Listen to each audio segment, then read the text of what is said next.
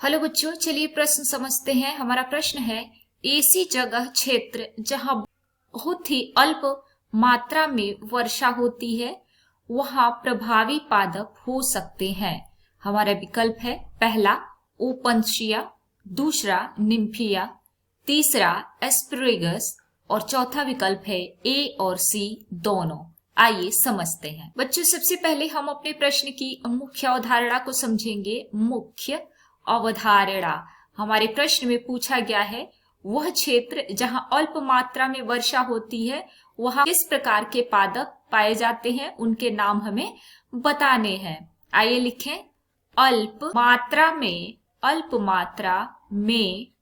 वर्षा प्रभावी पादप कौन से हैं, समझेंगे।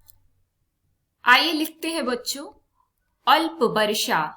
बच्चों, जहां पे वर्षा अल्प होगी वहां पर तापमान जो होता है उच्च तापमान पाया जाता है, उच्च तापमान। और तापमान उच्च होगा तो वह स्थिति शुष्क की स्थिति कही जाएगी, शुष्क स्थिति। और इस प्रकार का बायोम रेगिस्तानी बायोम कहलाता है, जहां पर अल्प वर्षा हो, उच्च तापमान हो और शुष्क स्थिति हो, वो रेगिस्तानी बायोम कहा जाता है, रेगिस्तानी बायोम। और रेगिस्तानी बायोम में पाए जाने वाले पौधों को मरुदभिद कहते हैं, मरुदभिद पौधे। बच्चों, जो मरुदभिद पौधे होते हैं वो जल का संरक्षण करते हैं, जल का संरक्षण करते हैं। रेगिस्तान में जल कम मात्रा में पाया जाता है, इसलिए मरुदभिद पौधे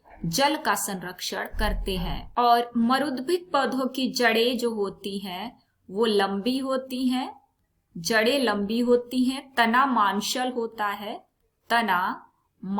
होता है और पत्तियां कांटेनुमा होती हैं। ये इस प्रकार की संरचना जल का संरक्षण करने के लिए पौधों में पाई जाती है, पत्तियां कांटेनुमा। और इन पौधों के उदाहरण की बात करें कि कौन कौन से पौधे मरुदभिद पौधों के उदाहरण होंगे, पौधों के नाम है ओपनशिया, एस्परेगस। तो हम अपने विकल्पों को देखें तो ओपनशिया, एस्परेगस भी है, तो हमारा विकल्प डी सही हो जाएगा। उम्मीद है आपको प्रश्न समझ में आ गया होगा। धन्यवाद।